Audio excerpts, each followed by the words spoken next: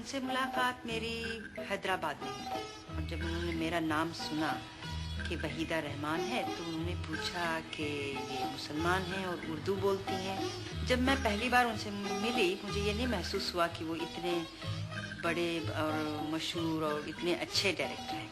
उसके 3 महीने बाद तो उन्होंने अपने किसी दोस्त को भेजा था कि जाकर वहीदा को ले आओ बॉम्बे और मैं उनको अपनी पिक्चर में फिर से एक बार टेस्ट लेकर साइन करना चाह रहा हूँ।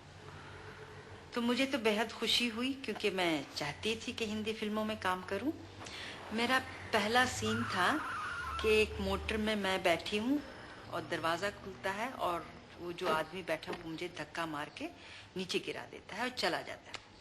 तो फिर मैं उठ के कहती हूँ कितने बदतमीज़ हैं और ऐसे ही चला गया। तो पहले तो मेरी समझ में नहीं आया, ये धक्का मार के मुझे उन्होंने समझाया था मगर उस वक्त पूरी तरह से समझ में नहीं आया कि स्ट्रीट वॉकर का मतलब क्या है और पूरी तरह से उसकी फीलिंग नहीं आई थी मुझे। खैर मैंने कर तो दिया, उन्होंने कहा हाँ ठीक है। फिर जब वहां से कंटिन्यू होता है सीन इस तरह कि मैं उठती हूँ तो देखती हूँ पुलिस वाला आ रहा है तो मैं डर के भागने लगती हूँ गलियों में। किसी की तरह बचेंगे तुम? क्या बात है? भाऊजी इस तरफ लड़की तो भाग के नहीं है? नहीं तो। ये लड़की कौन है? ये मेरी बीवी है। उस आदमी की तरफ देखती हूँ और उसको पहली बार ये महसूस होता है किसी ने मुझ जैसी लड़की को बचाने के लिए इतनी बड़ी बात कह दी कि ये मेरी बीवी है। तो उसको फिर मैं शुक्रिया अदा करना चाहती हूँ। ये बिना कुछ कहे वहां से चले जाते हैं तो मैं कहती सुनिए सुनिए, बिना रुके वो चले जाते हैं। तो फिर इसके रिएक्शन होते हैं लड़की के, कितना अच्छा आदमी, इस तरह के भी लोग हैं दुनिया में। वो एक दिन शेव कर रहे थे और मूर्ति साहब के साथ शॉट का डिस्कस कर रहे थे। तो हम लोग सब हॉल में बैठे हुए थे तो अचानक आवाज आई, उन्होंने इतनी जोर से अपना वो रेजर फेंका कि कहा क्या करते हो यार मूर्ति, बर्बाद कर दिया मुझे।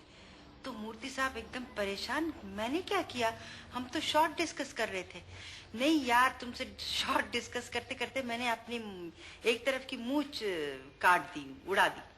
तो हमसे किसी से रहा नहीं गया नेचुरली, तो सब हंस पड़े जोर जोर से। तो तुम लोग हंस रहे हो, आज रात को शूटिंग है, मैं क्या करूं।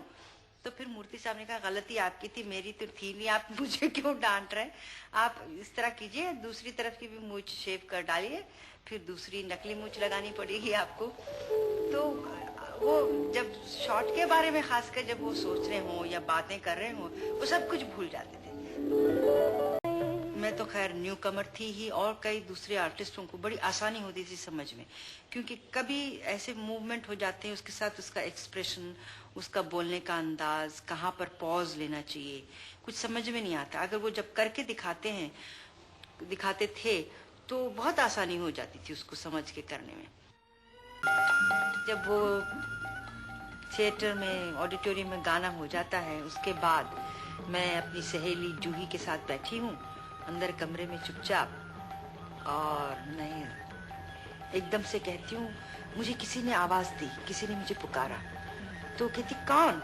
तो उसको जवाब दिए बगैर ये तेजी से भागती है, सीढ़ियों से उतर के आती है दरवाजे पे, तो देखती है ये हीरो खड़ा हुआ है विजय। तो उसको एक दिल में एक उमंग सी पैदा होती कि शायद ये कुछ कहने वाला है। तो ये कहते हैं कि नहीं, मैं सिर्फ ये कहने आया कि मैं जा रहा हूँ। तो कहते बस यही कहना था। जब वो शॉट कंसीव करते थे उस वक्त एक बार कहते थे कि मूर्ति, उनके अपने कैमरामैन जो थे, कि ये मुझे शॉट चाहिए। उसके बाद फिर वो सोच में बैठे रहते थे। उसके 5 मिनट नहीं हुए कहते कि अभी तक नहीं हुआ शॉट, क्या कर रहे तुम लोग, जल्दी करो। जब उन्होंने 14वीं का जान शुरू की थी तो उन्होंने उस फिल्म की डायरेक्शन सादिक साहब को दी थी, क्योंकि उन दिनों सादिक साहब की हालत, माली हालत बहुत खराब थी। यहाँ तक के बाद में पता चला कि उनका वो उससे पहले भी उनका काफी घर का खर्चा वगैरह ये किया करते थे।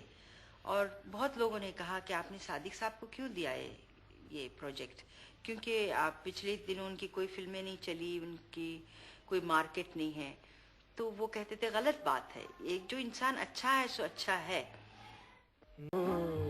जब वो सब्जेक्ट सोचते थे, ढूंढते थे, उनमें काफी वैरायटी हुआ करती थी, ये नहीं कि सब पिक्चरें एक ही तरह की हो रही हैं।